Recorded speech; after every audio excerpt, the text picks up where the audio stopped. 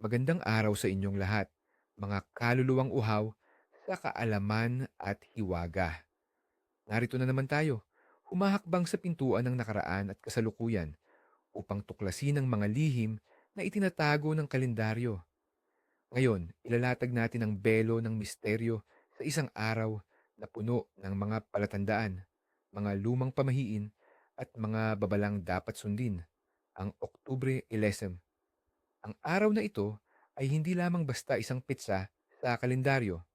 Ito ay isang salaming nagpapakita ng ugnayan ng tao sa kalikasan, sa kanyang lumikha at sa mga di nakikitang puwersa.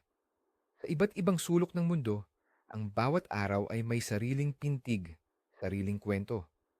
Ngunit sa ating kultura, sa puso ng Pilipino, ang Oktubre Ulefa ay yumayakap sa parehong banal at sa mahiwaga. Isang araw kung saan ang mga linya sa pagitan ng mundo at ng kabilang buhay ay tila manipis. Sa simbahang katolika, ipinagdiriwang natin ang kapistahan ng isang napakayamang kaluluwa, si Santo Papa Juan 23 na kilala bilang ang Papa ng mga magsasaka at ang mabuting Papa. Siya ang nagbukas ng ikalawang konsilyo ng Vatican, isang kaganapang nagpabago sa mukha ng simbahan at nagpala sa sangkatauhan ng isang bagong pag-asa at pag-unawa. Sa araw na ito, marami ang lumalapit sa kanya, nag-aalay ng dasal para sa iba't ibang hangarin, para sa kalusugan ng katawan at kaluluwa, para sa masaganang ani at kabuhayan, para sa payapang pag-iisip sa gitna ng kaguluhan, at para sa pagkakaisa sa pamilya at komunidad. Si Santo Papa Juan 23 ay sinasabing isang tulay sa pagitan ng tao at ng Diyos, isang inspirasyon para sa kapayapaan at pag-ibig sa kapwa. Ang kanyang kababaang loob at pagiging malapit sa ordinaryong tao ay nagbigay daan sa maraming milagro na nagpatibay sa paniniwala ng mga tao sa kanyang intersesyon. Bukod sa banal na konteksto, hindi rin mawawala ang mga bakas ng ating sinaunang paniniwala kung saan ang bawat araw ay may sariling spirito at kapangyarihan, nakatali sa galaw ng buwan, ng bituin at ng mga diwata na nagbabantay sa ating kalikasan. Ngunit, sino nga ba si Santo Papa Juan 23 at bakit napakalaki ng kanyang naging impluensya sa ating espiritual na buhay? Isinilang siya bilang Angelo Giuseppe Roncalli noong Nobyembre 25, 1881 sa isang simpleng pamilya ng magsasaka sa isang maliit na nayon sa Soto il Monte, Italia.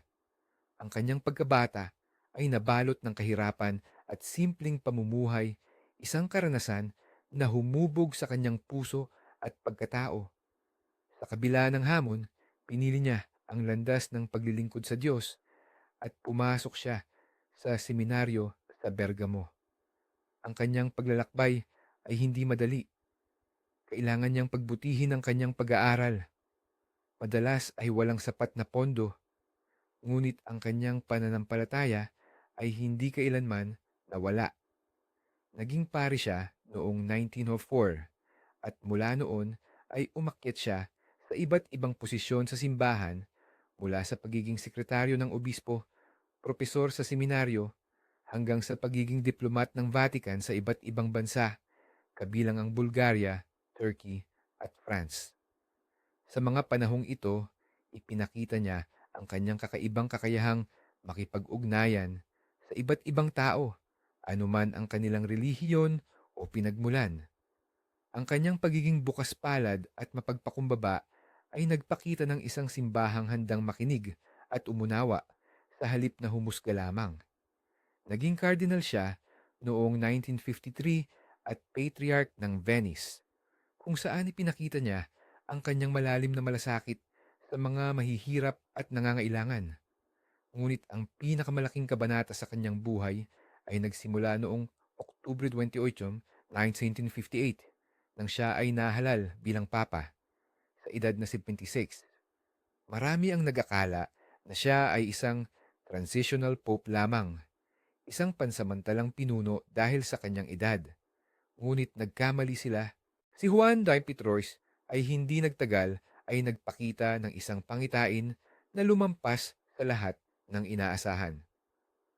3 buwan matapos ang kanyang pagkahalal, ipinahayag niya ang kanyang intensyon na magpatawag ng isang ekumenikong konsilyo, ang ikalawang konsilyo ng Vatican.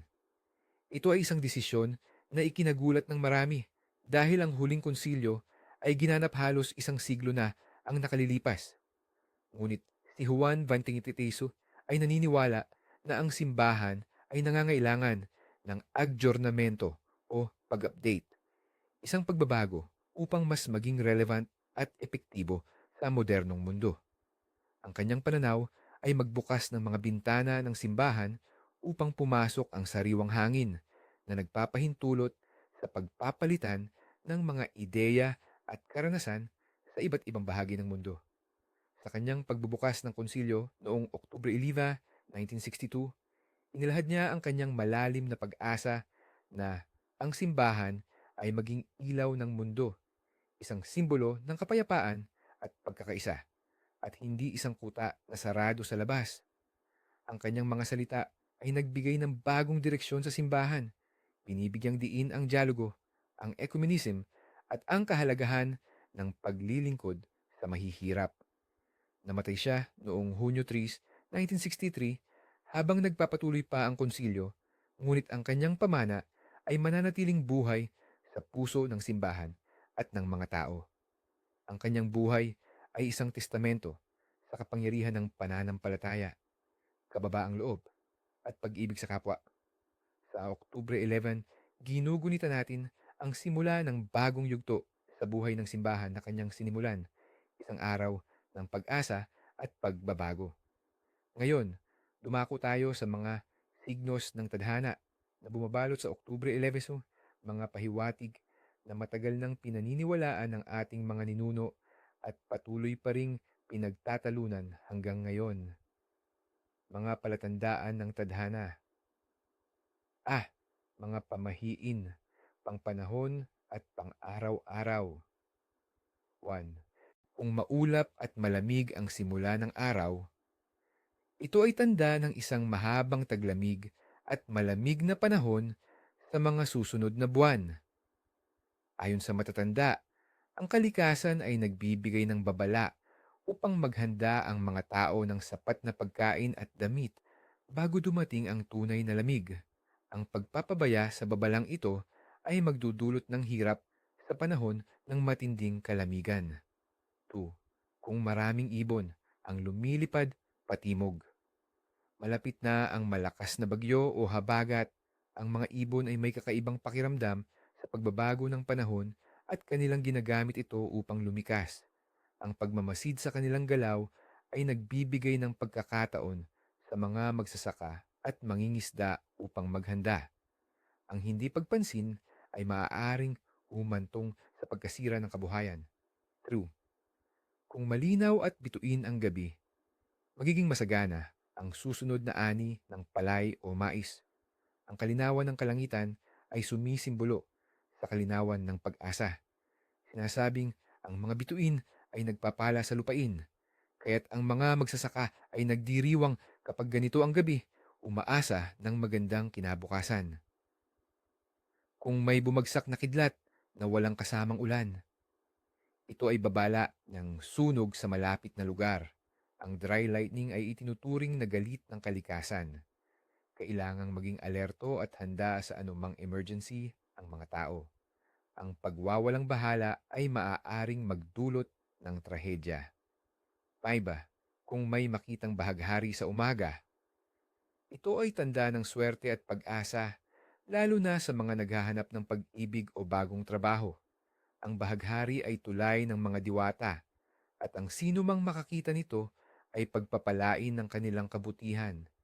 Ito rin ay pahiwatig ng pagtatapos ng pagsubok at pagsisimula ng magandang kabanata.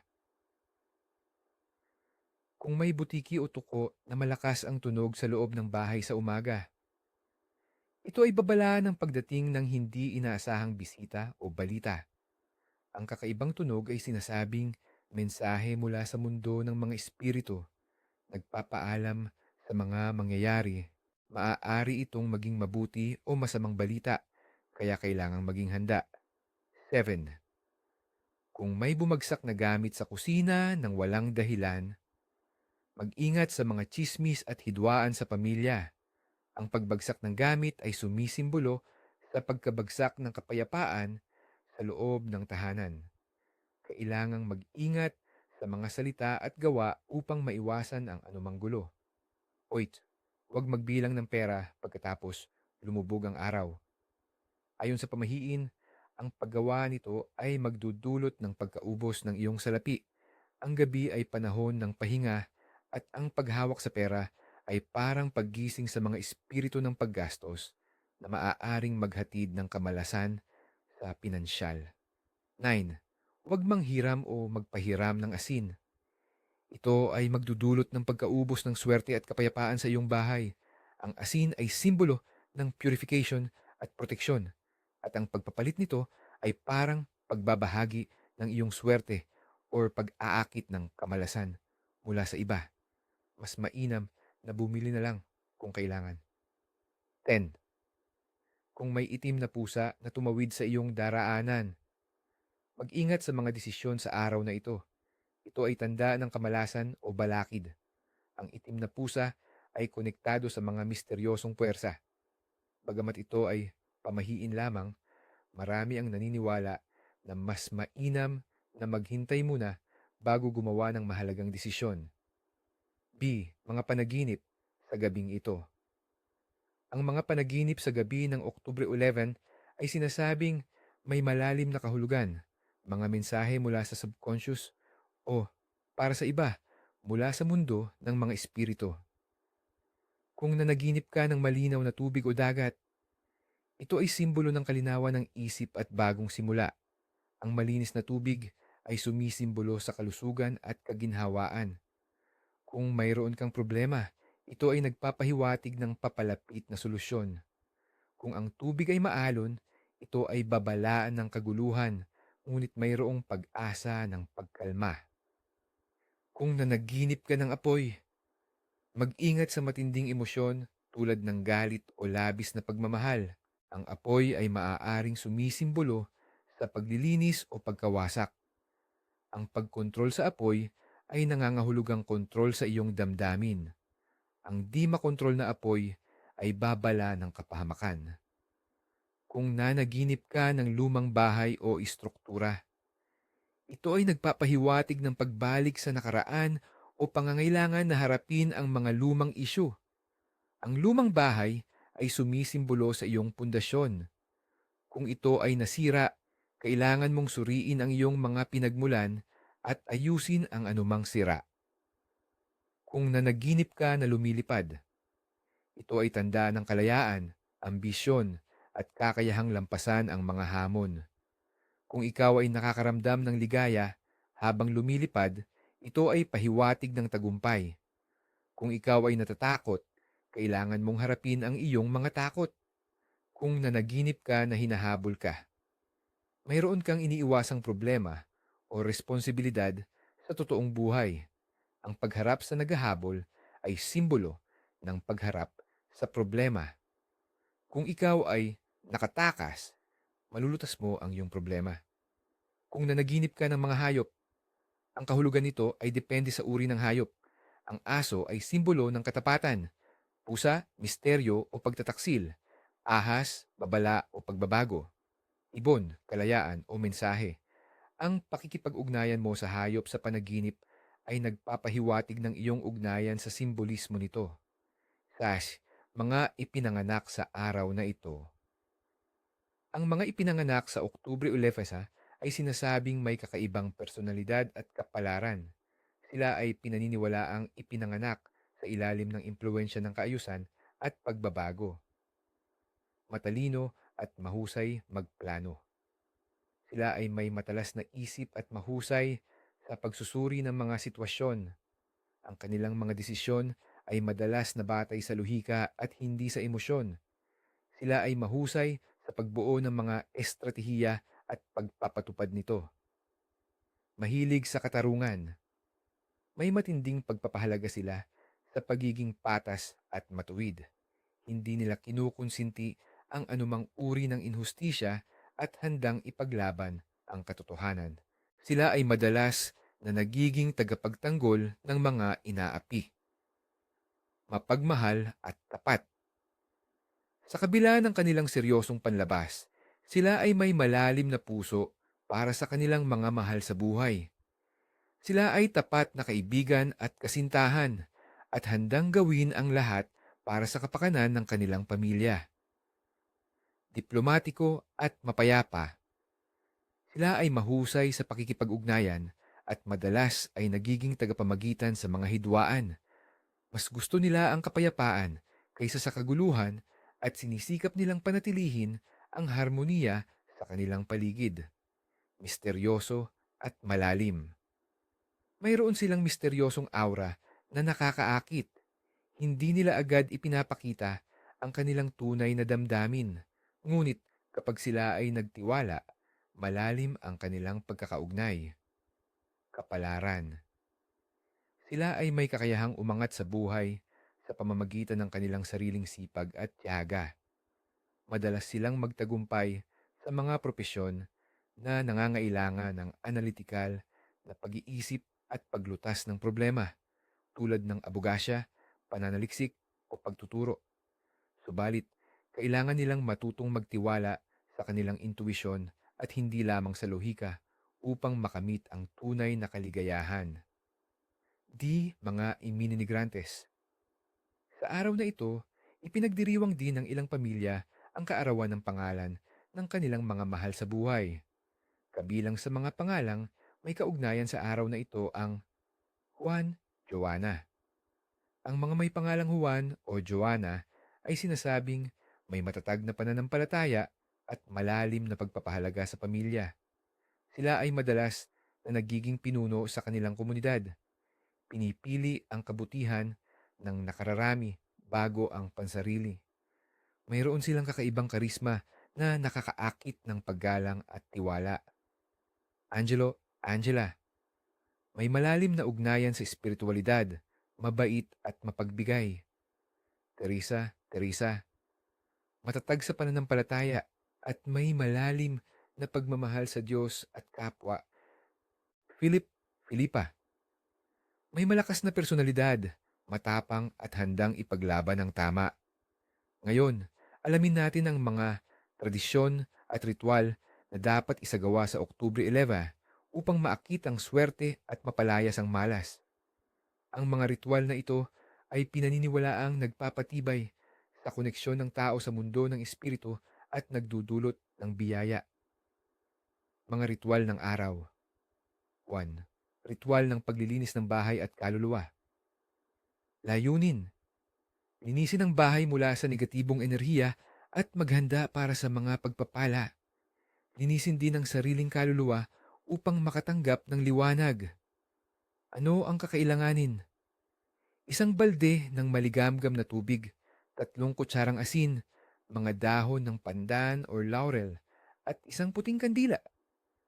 Kailan at paano isasagawa? Sa umaga, bago sumikat ang araw, ibuhos ang asin at dahon ng pandan, laurel sa tubig. Gumamit ng basahan at linisin ang lahat ng sulok ng bahay mula sa itaas pababa, mula sa loob palabas. Habang nililinis, dasalin ito. Sa tubig na ito, ang lahat ng malas at negatibo ay malilinis. Ang bahay na ito ay pupunuin ng kapayapaan at pagpapala.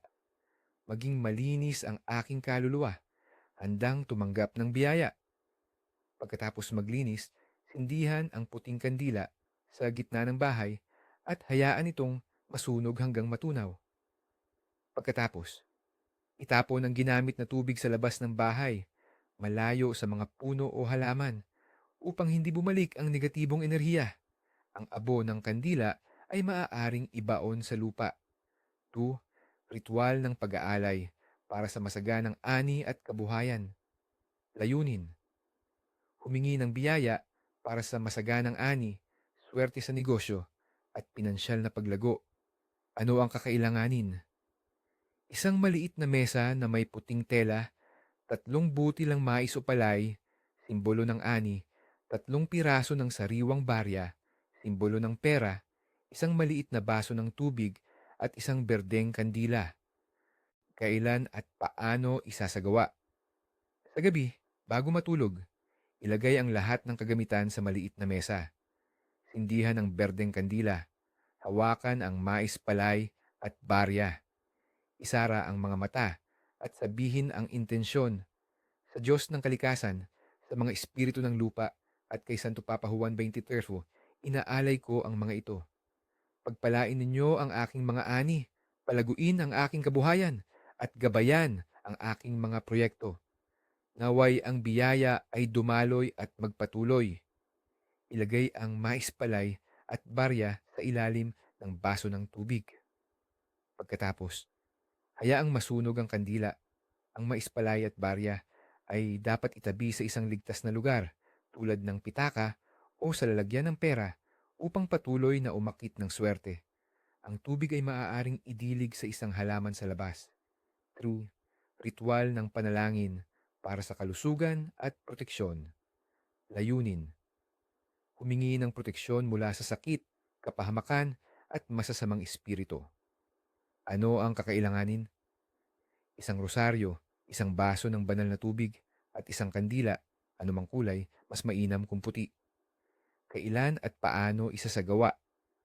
Sa umaga pagkatapos maglinis o sa gabi bago matulog, magdasal ng rosaryo, at sa bawat dekada, magdasal ng espesyal na panalangin kay Santo Papa Juan 23, humihingi ng kanyang intersesyon para sa kalusugan at proteksyon.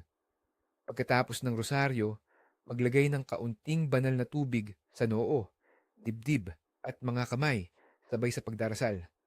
Sa kapangyarihan ng banal na espiritu at sa panalangin ni Santo Papa Juan 23, ako at ang aking pamilya ay pinoprotektahan mula sa lahat ng sakit, kapahamakan at masasamang impluensya. Naway ang kalusugan at kapayapaan ay mamalagi sa amin. Pagkatapos, inumin ang natitirang banal na tubig o iwisik ito sa mga sulok ng bahay para sa dagdag na proteksyon. Itago ang rosaryo sa ilalim ng unan. 4. Paghahanda ng panchit ng buhay.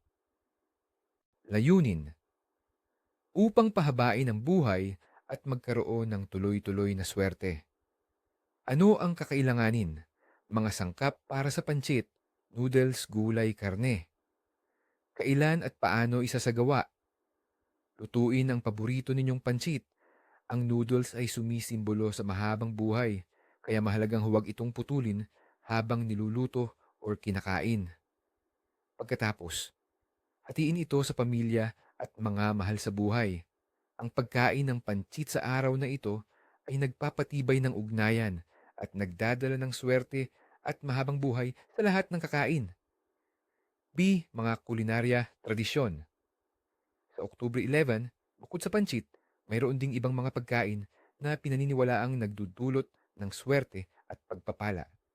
Malagkit na pagkain tulad ng biko, suman o sapin-sapin. Ang malagkit na texture ay sumisimbolo sa pagkakapit-kapit ng pamilya at pagkakaibigan, pati na rin sa pagkakapit ng swerte at yaman. Ang bawat piraso ay nagdudulot ng pagkakaisa at pagmamahalan sa tahanan. Mga prutas na bilog tulad ng mansanas, kahel o ubas. Ang mga bilog na prutas ay sumisimbolo sa pag-ikot ng swerte at kayamanan. Ang pagkain nito ay pinaniniwalaang nagpapatuloy ng daloy ng swerte sa buhay. Ang bawat prutas ay may sariling enerhiya na nagpapahintulot sa positibong daloy sa iyong pamumuhay. Adobo. Ang adobo, bilang isang paboritong putahe ng Pilipino, ay sinasabing nagdadala ng katatagan at tibay sa pamilya. Ang kanyang tagal at ang pagiging masarap nito sa paglipas ng panahon ay sumisimbolo sa tibay ng pagkakaisa at pagmamahalan ng pamilya. Ngayon, mga tagapanood, dumako tayo sa pinakamahalagang bahagi, ang mga pangunahing bawal sa araw na ito. Ang paglabag sa mga ito ay pinaniniwalaang magdadala ng kamalasan at pagdurusa. Kailangang sundin ang mga babalang ito upang mapanatili ang kapayapaan at swerte sa iyong buhay. Mga bawal sa bahay at personal na gawain. 1. Bawal magtapon ng tubig o hugas bigas sa labas pagkatapos lumubog ang araw. Paliwanag. Ang gabi ay panahon ng pahinga ng mga espiritu. Ang pagtatapon ng tubig o hugas bigas sa labas ay maaaring maaksidente ang mga espiritu ng lupa o duwende na naglalakbay na magdudulot ng kanilang galit. Ang galit nila ay maaaring magdulot ng sakit sa pamilya, pagkawala ng yaman, o mga di ka nais-nais na pangyayari sa bahay. Ang tubig at hugas bigas ay nagdadala ng init at bahid mula sa loob ng bahay. At ang pagtatapon nito sa labas sa oras ng pahinga ng mga espiritu ay itinuturing na kawalang galang. 2. Huwag magwalis sa bahay sa gabi, lalo na patungo sa labas. Paliwanag. Ang pagwawalis sa gabi ay pinaniniwalaang nagtatapon ng swerte at kayamanan palabas ng bahay. Ang mga positibong enerhiya at biyaya na dumating sa araw ay mawawala kasama ng dumi, lalo na kung ang dumi ay iwaglit palabas ng pintuan. Ito ay sumisimbolo sa pagpapalayas sa kapalaran ng pamilya. Mas mainam na magwalis sa umaga at itabi ang dumi sa isang sulok upang hindi maalis ang swerte. 3. Huwag maggupit ng kuko o buhok sa gabi. Paliwanag. Ang paggupit ng kuko o buhok sa gabi ay itinuturing na nag-aanyaya ng masamang enerhiya. Ayon sa matatanda, ang mga bahagi ng katawan ay may koneksyon sa kaluluwa at ang pagtatapon nito sa gabi ay maaaring gamitin ng masasamang espiritu para sa kanilang mga masasamang layunin. Maaari itong magdulot ng sakit, pagkawala ng lakas, o maging sanhi ng mga bangungot. 4. Huwag hayaang nakabukas ang mga bintana o pintuan sa gabi habang natutulog, lalo na kung may sakit sa bahay. Paliwanag. Bukod sa pagpasok ng lamok at mga insekto, pinaniniwalaan na ang mga masasamang espiritu or maligno ay maaaring pumasok sa bahay at magdala ng sakit o kamalasan. Ang mga bintana at pintuan ay nagsisilbing bukana para sa mga hindi ka nais-nais na bisita mula sa kabilang mundo. Ang pagkakaroon ng sakit sa bahay ay nagpapahina sa proteksyon ng pamilya, kaya't mas madaling mapasukan ng masamang enerhiya. 5. Bawal magbilang ng star sa gabi. Paliwanag. Ang pagbilang ng bituin ay pinaniniwalaang nagdudulot ng mga kalyo o kulugo sa katawan. At para sa iba, ito ay nagpapaiksi ng buhay. Ito ay itinuturing na isang uri ng kawalang galang sa mga nilalang sa kalangitan na may sariling misteryo at kaayusan. Ang pagtatangkang unawain ang hindi nauunawaan sa pamamagitan ng pagbilang ay maaaring magdulot ng parusa mula sa mga cosmic forces. Mga bawal sa pinansyal at lipunan. 1. Huwag mag-iwan ng bukas na pitaka o walang laman na lalagyan ng pera. Paliwanag. Ang bukas o walang laman na pitaka ay sumisimbolo sa pagkaubos ng yaman at paghihikahos. Para itong nag-aanyaya sa kamalasan na manatili sa iyong pinansyal na estado. Kailangang laging may laman, kahit barya lamang, upang patuloy na umakit ng pera. Ito ay nagbibigay ng impresyon sa universe na handa kang tumanggap ng biyaya. 2.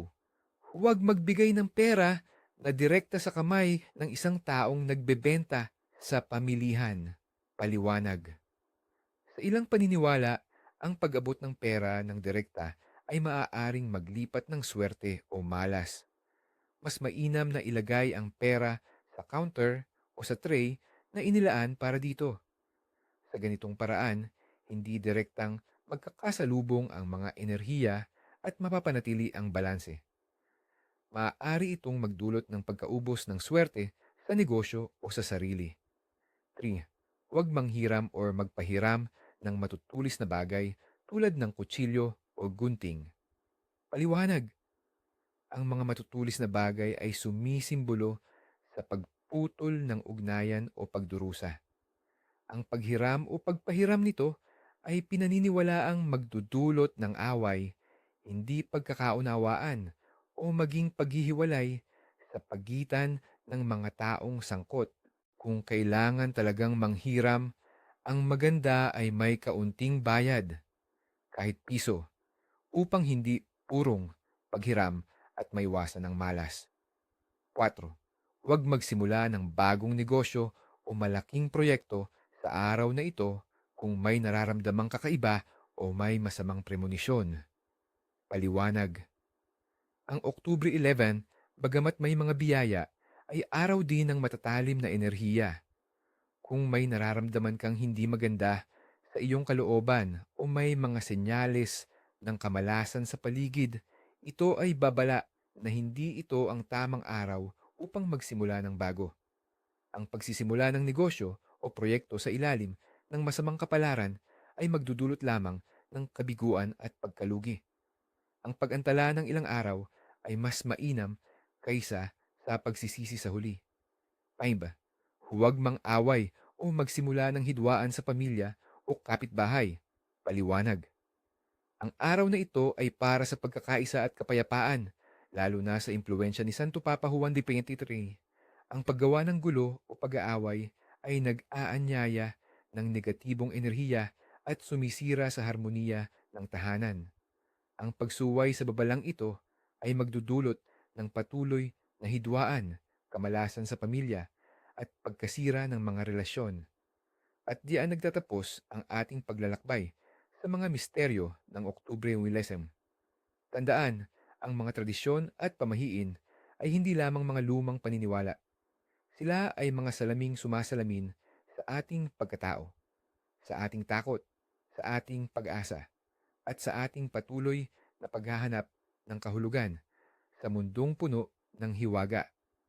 Sundin ang mga babala, yakapin ang mga ritual, at naway ang swerte at pagpapala ay manatili sa inyong lahat. Ingat, at hanggang sa susunod na paglalakbay sa mundo ng di nakikita